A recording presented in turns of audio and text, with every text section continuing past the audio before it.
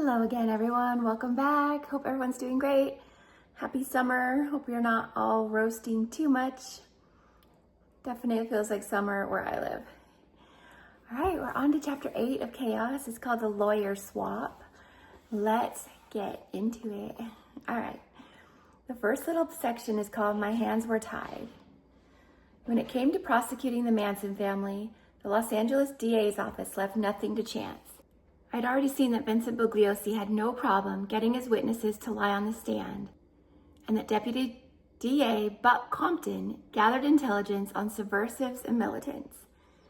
What I found next was evidence of more pervasive top-down interference by the DA's office, which took extraordinary measures to control and likely in part to fabricate the story of the Manson murders. The first signs of misconduct came during the trial of Bobby Beausoleil.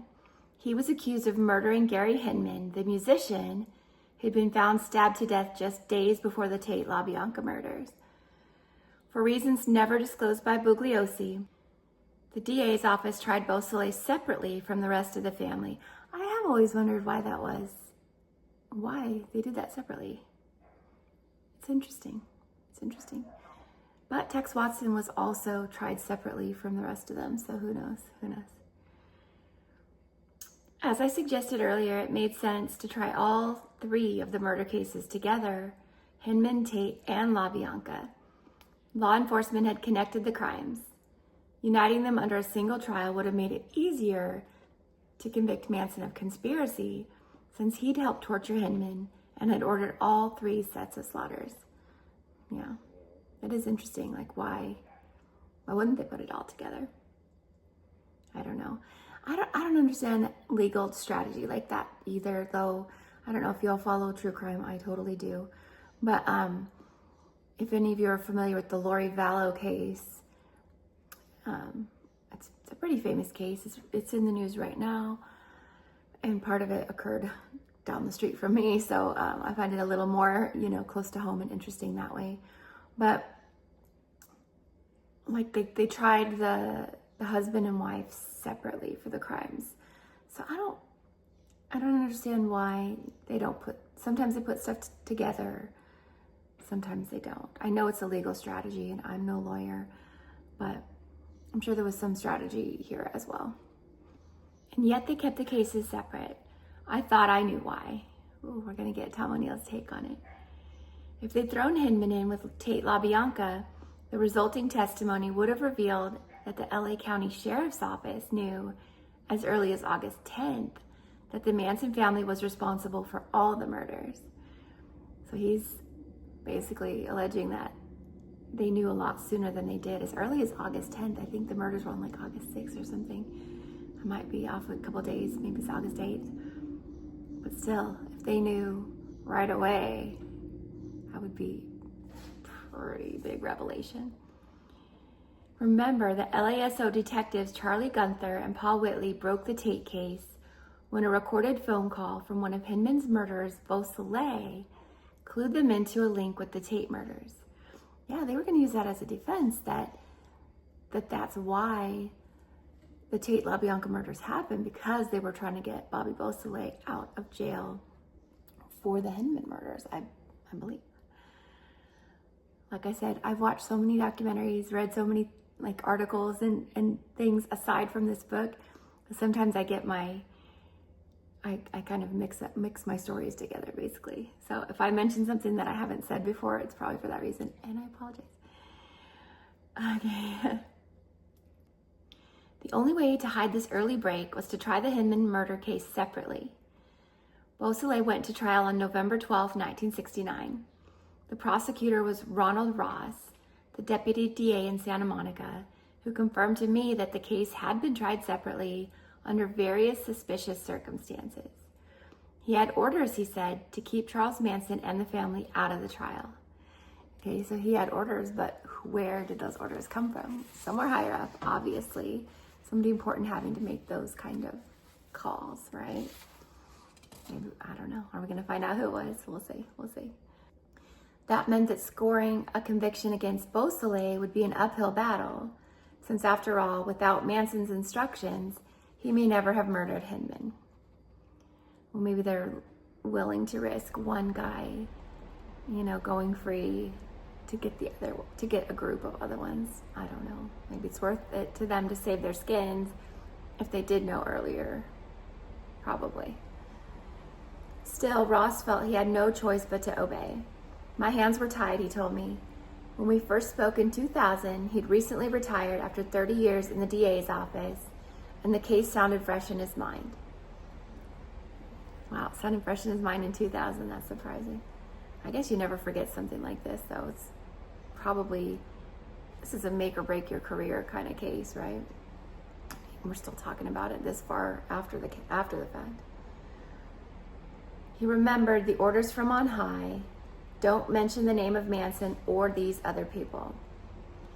Ross later learned that his superiors at the DA's office and his own investigating detectives, Gunther and Whitley, had withheld all evidence related to the Manson family from him to keep their secret. I was pissed when I learned later that they had other evidence, Ross said. I was closed out of the thing. I don't really know why they did that. Maybe they had some connections in the FBI or CIA that didn't want everyone in on what was going on. I don't know. He could still recall the day the case first landed on his desk in early September 1969. He was just back from a vacation. The horrors of the Tate LaBianca murders, then only a month old, still dominated the news. The killers remained at large, and no one even knew who they were. Ross was struck by reports that they'd left the bloody word pig in conspicuous areas of both the Tate and LaBianca homes, and the Henman murder as well.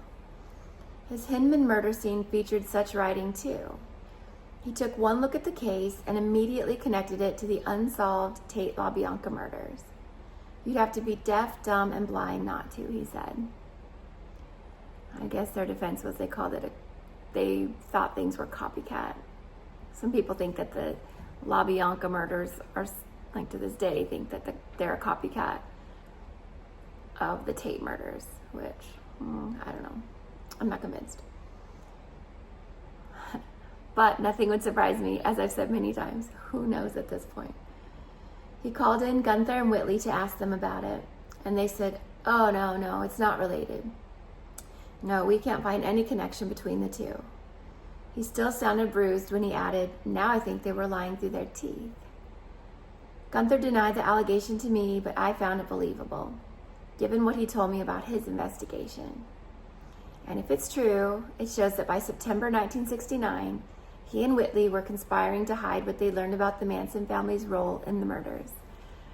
So yeah, September's only a month out from the actual crimes, and they didn't arrest anybody for, I believe, 4 months after the fact, so kind of damning. Since Ross wasn't allowed to link Beausoleil to the family, his case was mostly circumstantial, and by his own admission, weak. After just 2 days of testimony, the trial was more or less wrapped up. Beausoleil's defense attorney, Leon Salter, didn't call a single witness. That's weird. When the defense rested, Ross's superiors feared they might lose the trial. They needed more evidence. At the last minute, they decided to take a gamble. Just before the attorneys delivered their closing arguments, David Fitz, the head deputy DA of Santa Monica, and Ross's supervisor went into a closed-door meeting with the judge, who emerged 10 minutes later to announce that the trial would be delayed for 5 days to accommodate a new witness for the prosecution, Danny DiCarlo. You guys remember the biker he was mentioned early on. He was a member of the Straight Satan's bike gang, and he'd moved to Spawn Ranch that spring of 1969. The judge's action here was unprecedented, or close to it. For one thing, the two lawyers who just rested their cases, Ross and Salter, had no say in it. Plus, as a matter of course, trials are almost never reopened after the defense has rested. And that's what I was thinking. I'm like, is that common? I think not. It's risks prejudicing the jury. When I reached Salter on the phone, he was still incensed by the choice. For the judge to discuss the case without the opposing attorney being present is just unheard of, he told me. There was just something rotten about it. I never reported it to the state bar, which I'll always regret. In the trial transcript, Salter made his objections plain. It is shocking, he told the judge, that when you're in the middle of a trial where this young man can end up with a life imprisonment, that the DA has the audacity to talk about this case without my being present. Obviously, there were a lot of rules broken in both of these cases. You might think that Ross wouldn't have minded the intervention so much. Fitz was his boss after all, and they were both angling for Beausoleil's conviction. But Ross bristled at having been excluded too. In his 30 years as a DA, he told me, he'd never been left out of a meeting about his own witness lineup. Ross felt he had no choice but to put DiCarlo on the stand. That was the first time in my whole career where I was actually ordered to use a witness. Yeah, I didn't realize they could do that either. The decision came from the highest levels of the DA's office. Fitz was taking orders from someone. My best estimate, Ross said, would be Buck Compton. I need to make one of those Tom O'Neill style boards behind me, with all the spider web of links, because all these names, I'm sure for you guys, for me too, there's so many names and it's hard to remember sometimes who's who. Especially there's a lot of Charlies in this case. Even just that, it's like, wait, which Charlie are they talking about here? Well, anyways, Ross thought DiCarlo lacked credibility. The biker, already a convicted felon, had decided to testify only because he was facing new charges for marijuana possession and having stolen a motorcycle engine. He was, to use Ross's words, a snitch. And it was impossible to say if he was telling the truth or not. Well, they used Susan Atkins too, and she was in jail on different charges. So, people in jail are going to use whatever knowledge they have as a bargaining chip, right? I can't say that I blame them. I'd probably do the same thing if I were in their shoes. DiCarlo was simply amoral, Ross said. He could have said whatever he wanted to say, and getting something useful out of DiCarlo on the stand would be no mean feat, because Ross still wasn't allowed to introduce anything about Manson or the family. That does make it tricky. Even though his new witness was a known associate of theirs. Yeah, he lived on Spawn Ranch, and yet they can't be mentioned. Once he was sworn in, DiCarlo relayed the story of the Henman stabbing. He claimed he was telling it exactly as he'd heard from Beausoleil himself. Now, when does that become hearsay? I know that hearsay excludes a lot of things. But I guess if you're the one that heard it, I don't know. How does that work? You guys tell me if you know. He even included the parts where a man named Charlie, who lived at the Spawn Ranch, cut Henman's ear off with a long sword and later ordered Beausoleil to kill Henman, telling him, "You know what to do." But he never gave Charlie's full name. I guess that's a loophole. Then came Salter's cross-examination. "This person Charlie that you referred to in your testimony," he said to DiCarlo, "were you aware of this person Charlie's full name?" "Charles Manson," DiCarlo said. It was the first time the name had been uttered in the whole trial, on the last day of testimony. That was November 24th. Outside the courtroom, police and district attorneys were finally making headway on the Tate LaBianca crimes. Okay, so that's November. Yeah, they didn't even have... Wait a second, if they didn't even have him, then he could say whoever's name he wanted, because there wasn't another case associated with it yet, right? That gets confusing, guys. I apologize. Like Ross, Salter knew enough to suspect a link. The prosecution's sudden addition of DiCarlo only encouraged those suspicions. Salter knew that police had questioned DiCarlo about the Tate murders, and he intended to let the jury know it too. Manuel Gutierrez, an LAPD officer who'd been the first to hear DiCarlo's story, took the stand to lend the biker some credibility. Salter tried to get the information out of him. "Sir," he asked, "you were investigating the Tate murder case at that time, were you not?" Ross objected. The court sustained. Once again, it's that you can't unring a bell thing. So if the jury hears this stuff, whether or not it's objected to, sustained, whatever. So yeah, I think sometimes these lawyers say stuff knowing that it's going to get booted by the judge, but it's out there and the jury heard it, and it has to affect them. It has to. Your Honor, may I be heard on this? Salter said. At the bench, out of earshot from the jury, Salter argued that the jurors should know that DiCarlo was connected to the unsolved Tate murders. I think we can prove Gutierrez was interviewing DiCarlo with regard to the Tate murder case, he said. If it was a small case, fine. He's investigating a case in which there has been so much publicity, and they are rather anxious, I imagine, to find out who did it. I think they're all anxious too, but again, they've got this strategy to try things separately for whatever reason. The judge allowed no further questions on the topic, and that was the last anyone heard of a potential connection to the Tate murders. Ironically, the addition of DiCarlo did nothing to help the prosecution. The jurors didn't trust him any more than Ross did. The trial ended in a hung jury. Thanks to Ross's candor, it is clear that the lack of evidence could be blamed squarely on the higher-ups in the DA's office. They needed to cover up Gunther and Whitley's early knowledge of the Manson family as the Tate LaBianca murderers. So much scandal, you know? You never know what goes on behind the scenes. You want to think that the justice system is fair, and, you know, maybe that's naive of me, but, you know, if you're accused of something, you have rights, and I don't know. It seems like, I guess that's true in every profession. There's going to be people that don't do things the right way, but, you know, many times people's lives are at stake. There's, you know, people have been wrongly convicted, and I don't know, it just seems like you hear about so much shadiness, and it kind of makes you lose a little bit of faith, if you had any to begin with, in the system. But I don't know, what else is there to say about it? Every system has less than stellar participants, I guess, everyone. So, all right, we're on the next section. It's called Warm and Sticky and Nice. Gross. I know it's about, so I know why it's gross. You're about to find out. Okay, as they tailored the Henman trial to suit the needs of the state, Buck Compton and Vincent Bugliosi were also behind the scenes of the Tate LaBianca case. The DA's office knew it needed a momentous conviction, a sense of justice befitting the crime of the century. And Bugliosi, who aspired to power and celebrity, saw how much he could gain from some good publicity here. His office needed to control the narrative from the start, whether they had the evidence to back it up or not.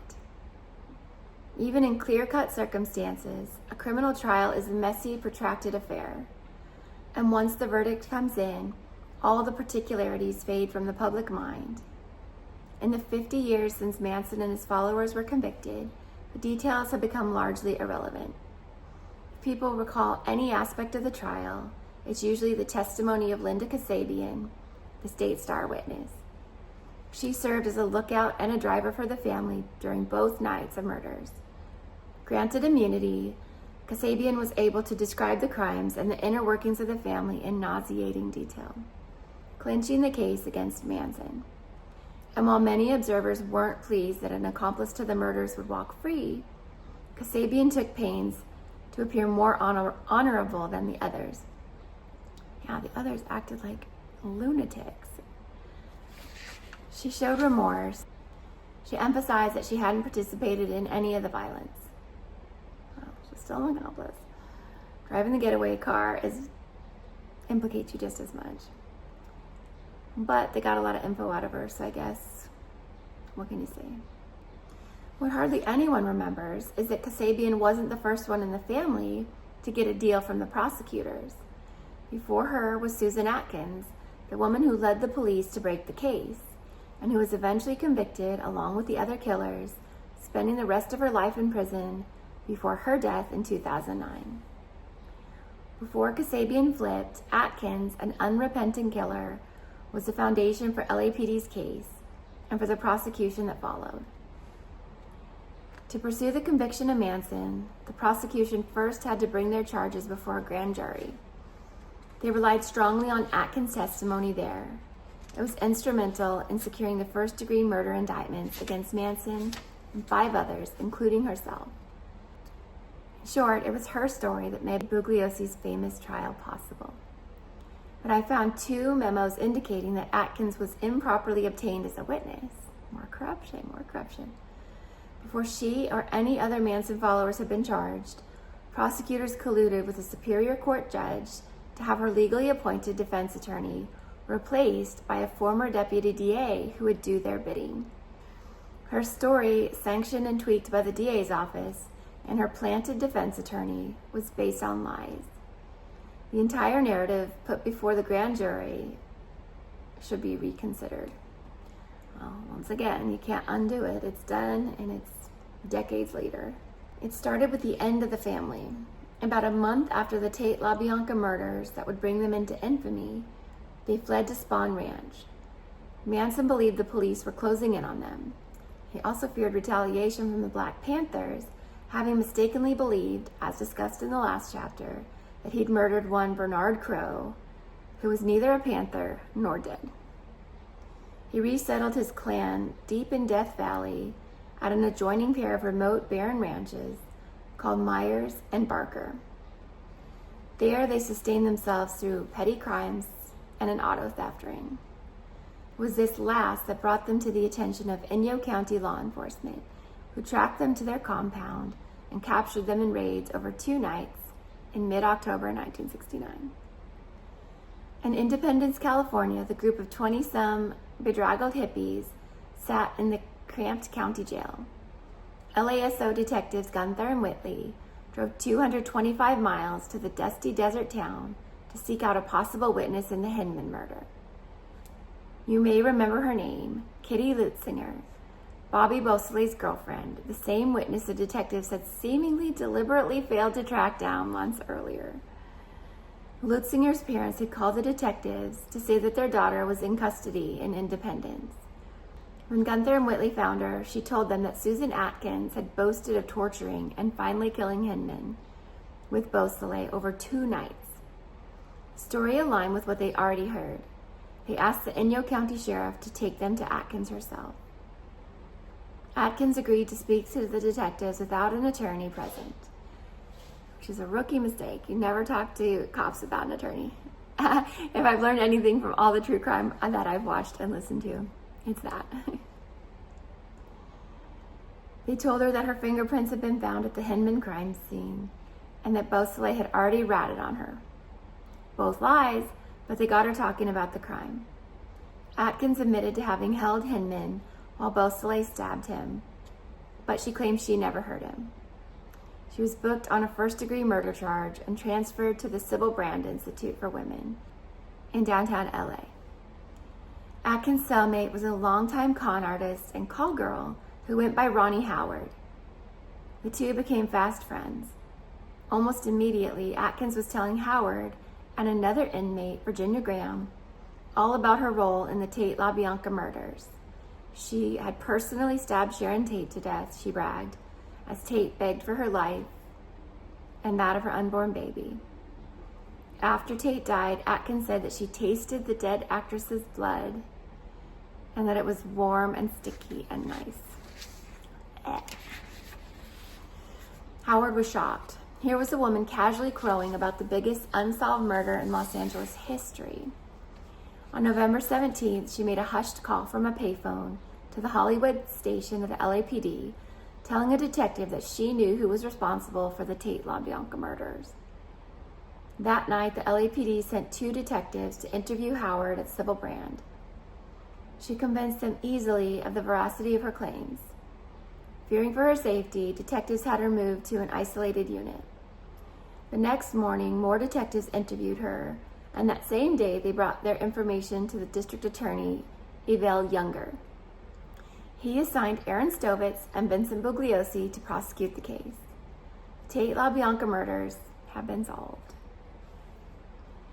All right, the next section is called Strong Client Control. On the evening of November 19th, Bugliosi attended a hastily convened meeting at the district attorney's office. In attendance were his immediate superior, Assistant DA Joseph Bush, Aaron Stovitz, also from the DA's office, and from the LAPD, Lieutenant Paul LePage and Sergeant Mike McGann of the LaBianca and Tate investigative teams, respectively. That's a lot of people. So up to this point, the two cases were being, investigated separately. Once they figured out that they were together, then all those teams had to, come together and share their info. With the consent of the DA's office, the LAPD wanted to cut a deal with Susan Atkins. She'd share what she knew about the murders in exchange for immunity. Oh, that's a scary thought, having her out on the streets. I don't know if you've ever seen any interviews with her, but something very much not right with her. Bugliosi thought this was a grave error. Atkins, he reminded his colleagues, had described personally stabbing Sharon Tate and tasting her blood. She had admitted stabbing other victims at the Tate house. She participated in the murder of Gary Henman, and that was only what they'd heard so far. Who knows what else she'd done? We don't give that gal anything, he claimed to have said. But the LAPD was adamant. For months, they'd been under enormous pressure to solve the case. The press had derided them constantly for their failure. Now they could announce their success with a splashy press conference and rush the case to a grand jury. Bugliosi countered that they were getting ahead of themselves. They didn't have a case yet, only a solid lead. The group reached a compromise. Instead of total immunity, Atkins would be offered a second-degree murder plea, sparing her the death penalty while ensuring she wouldn't walk free. But as Bugliosi acknowledged in Helter Skelter, they didn't work out the precise terms of this offer. One of the most pressing concerns went unaddressed. Would Atkins have to testify at the trial? For the public and Manson himself, or only for the grand jury? However Bugliosi claimed to have felt about Atkins, the district attorney's office was desperate to secure her cooperation. Without it, they weren't sure they could indict Manson and the other killers. A lot depended on her reliability and consistency. What if she changed her story, which so far they'd only heard from her cellmate?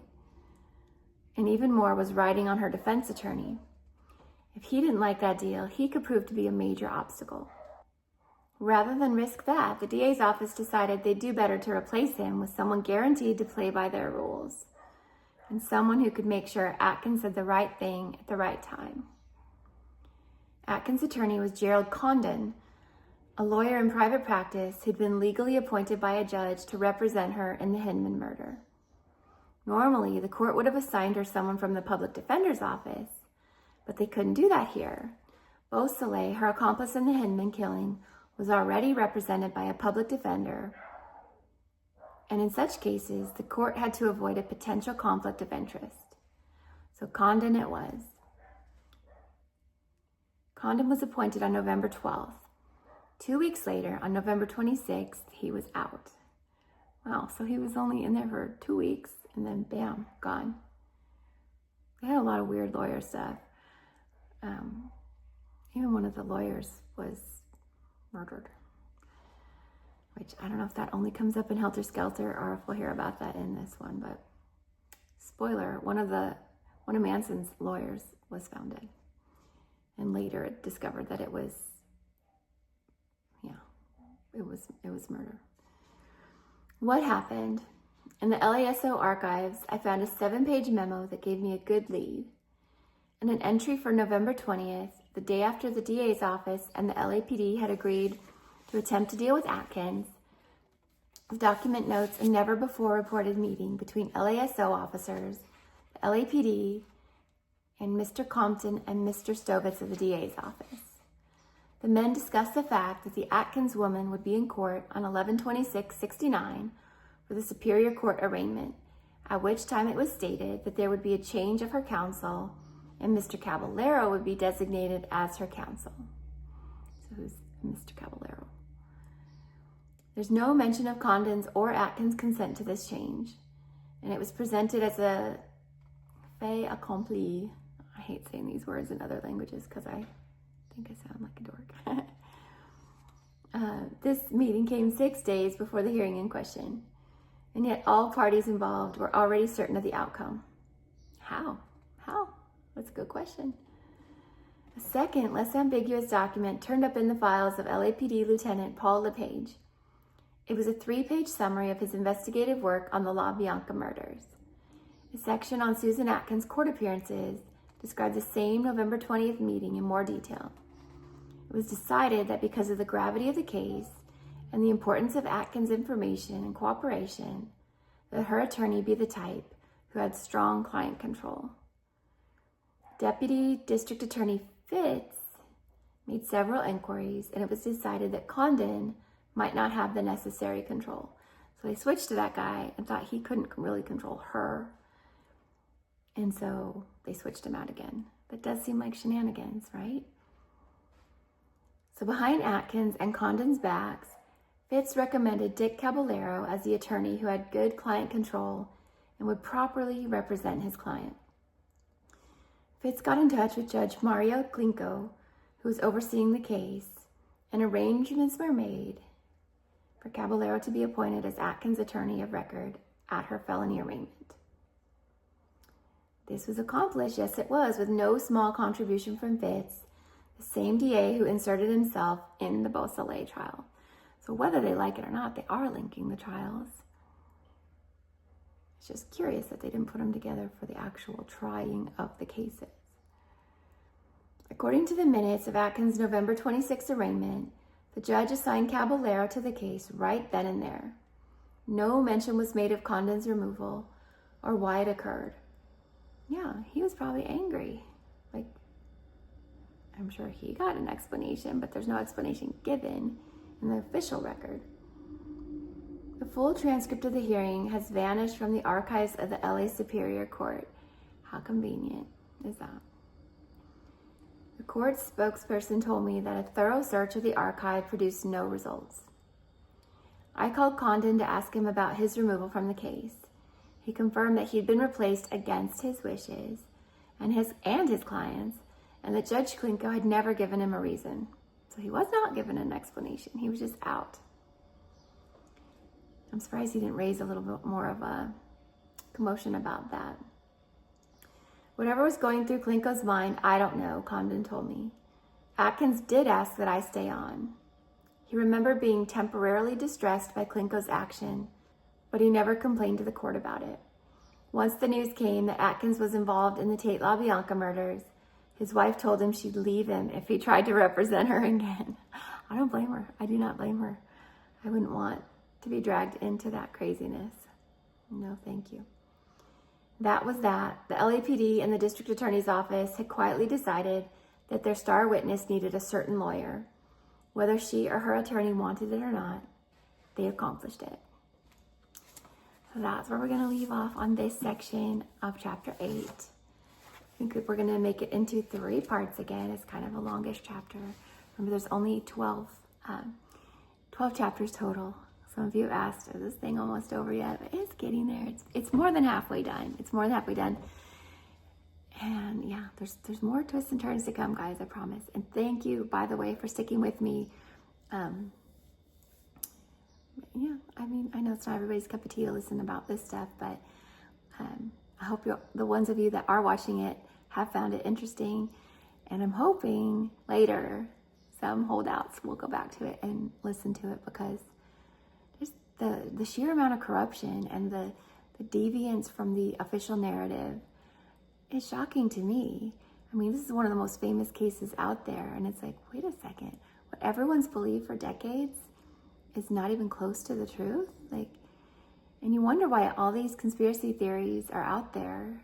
It's because people don't like to be lied to, and when they hear lies, they want to investigate a little bit more and try to figure out what the actual story is. But as we've seen in many cases, records have been destroyed, especially back then. Now there's the cloud and digital stuff, which digital stuff can be destroyed too. But think about it, if all your evidence is just on a scrap of paper from the 60s, someone could easily shred or burn or crumble up and throw in the trash, and it's gone forever. And if it hasn't been scanned in and saved somewhere. Thank goodness for people who aren't necessarily organized, because a lot of things have been found in random, unrelated, like folders in a file cabinet somewhere, and that's the only reason we know about them. So I guess disarray can be a good thing in some ways, in some cases. But what do you guys think? What do you think about this lawyer swap? It's kind of weird, right? and just them not trying the cases together because it would incriminate, I don't know if incriminate's the right word, but it would reveal that maybe they knew something way sooner than they did or than they claimed to have. I don't know. Anyways, I hope you're finding this interesting, guys. I will see you in the next one. It's summertime. I hope you guys are all keeping cool, drinking water, and relaxing, hopefully. All right, guys, take care of yourselves. I'll see you in the next one. Bye.